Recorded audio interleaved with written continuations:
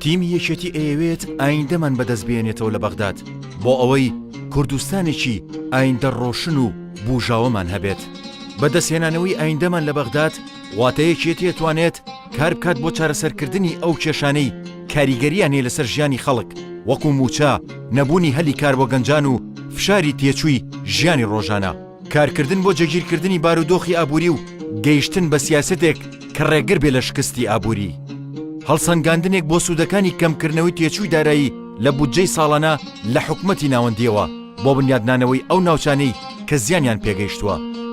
دابینکردنی هەلی کار بۆ خەڵک بە تایبەتی لە ناوچە دابڕێنراوەکان، ئەنجامدانی چاکسازی لە کەرتی گشتیدا بۆ لابردنی ئەو بەشانەی کە چالاک نین،